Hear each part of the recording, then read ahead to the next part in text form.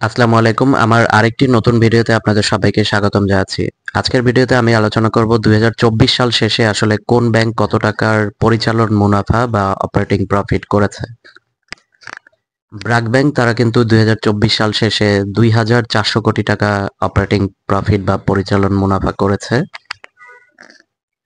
আজকের ভিডিওতে আসলে যে কয়েকটি ব্যাংকের প্রফিটের তথ্য দেওয়া হবে, এগুলো ছাড়াও অনেক ব্যাংক আছে যাদের তথ্য আসলে এখন পর্যন্ত মিডিয়া পাবলিশ করেনি বা তাদের তথ্য হাতে পাইনি আমিও।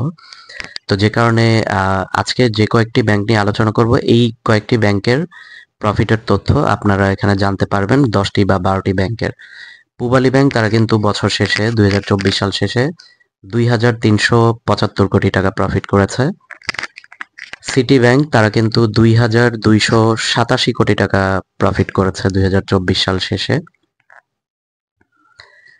এরপরে আছে ডাচ বাংলা ব্যাংক, তারা কিন্তু 2,285 কোটি টাকা 2024 সাল শেষে প্রফিট করেছে। এটিও বেশ ভালো পরিমাণ একটি প্রফিট 2024 সাল শেষে।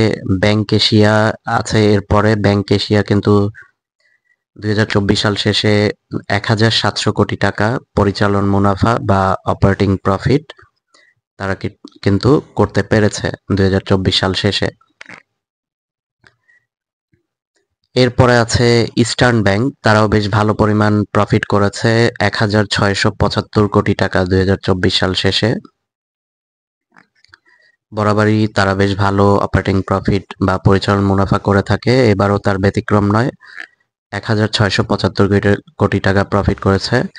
প্রাইম ব্যাংক তারাও বেশ ভালো প্রফিট করেছে 1,500 কোটি টাকা তারা কিন্তু 2024 সাল শেষে অপারেটিং প্রফিট বা পরিচালন মুনাফা করতে পেরেছে।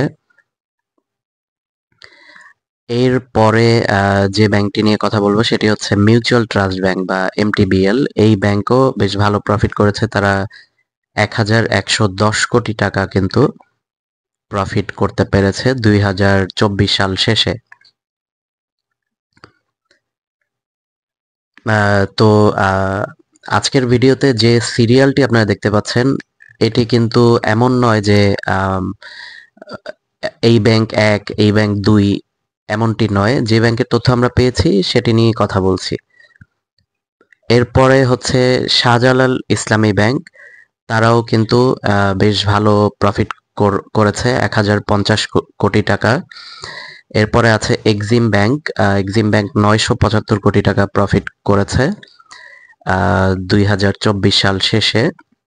তো যেটা বলছিলাম যে এই সিরিয়াল কিন্তু মানে এখানে যারা সব থেকে বেশি প্রফিট দেখতে পাচ্ছেন তারাই যে 1 নম্বরে আছে, বা এই লিস্টের সর্বশেষ যে ব্যাংকটি দেখতে পারবেন তারাই যে সর্বশেষ লিস্টে আছে এমনটি নয়। যে কয়েকটি ব্যাংকের তথ্য পাওয়া গিয়েছে ওই কয়েকটি ব্যাংকের প্রফিটের তথ্যই আপনাদের দেওয়া হচ্ছে।